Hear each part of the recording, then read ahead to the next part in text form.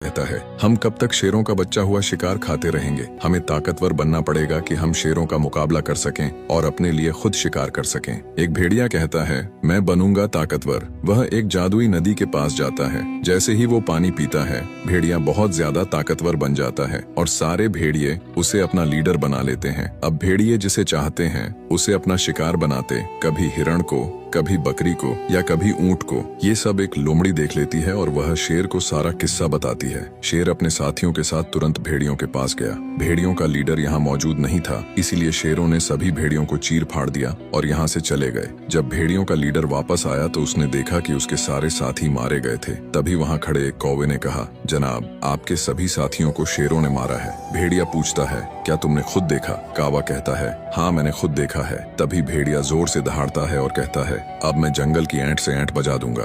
अब इस जंगल में सिर्फ मेरा राज होगा।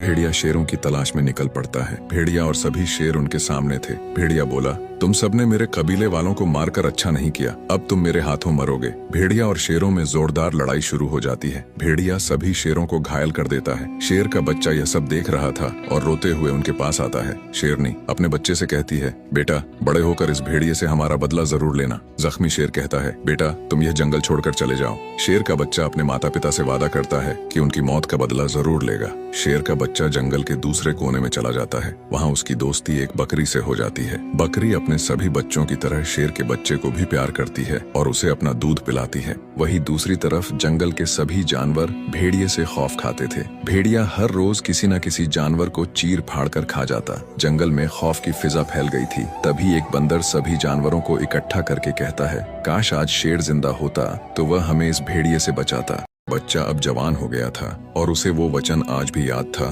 जो उसने अपने मरते हुए माता पिता से किया था। शेर बकरी के पास जाता है और इजाजत लेता है कि वह भेड़िए के जंगल में जाना चाहता है। बकरी कहती है, बेटा, तुम जाओ और अपने माता पिता का बदला लो, मैं तुम्हारा इंतजार करूंगी। शेर भेड़िए के जंगल की तरफ लौटता है और गुस्से से दहाड़ता है, जिससे सारा जंगल हिल जाता है। सभी जानवर शेर की आवाज सुनकर खुश हो जाते हैं। भेड़िया जैसे ही शेर की दहाड़ सुनता है तो गुस्से में भाग कर आता है। शेर और भेड़िया आमने सामने थे। शेर कहता है, तुमने मेरे माता पिता को मारा था। भेड़िया कहता है, अच्छा तो तुम उस दिन बच गए थे। खैर, आज तुम भी मेरे हाथों मारे जाओगे। शेर और भेड़िए में जोरदार लड़ाई शुरू हो जाती है। सभी जानवर देख रहे थे। भेड़िया शेर को बुरी तरह मार रहा था। शेर अर्धमरा सा होकर जमीन पर लेटा हुआ था। भेड़िया जोर जोर से बोल रहा था, कोई है जो मुझसे मुकाबला करना चाहे। सभी जानवर डर जाते हैं। तभी शेर को अपने माता पिता से किया हुआ वादा याद आता है। खड़ा होकर दहाड़ता है। भेड़िया और शेर में फिर से लड़ाई शुरू होती है। इस बार शेर भेड़िए को चीर फाड़ देता है और उसे खा जाता है। अब शेर फिर से जंगल का राजा बन जाता है और सभी जानवर खुशी से रहते हैं।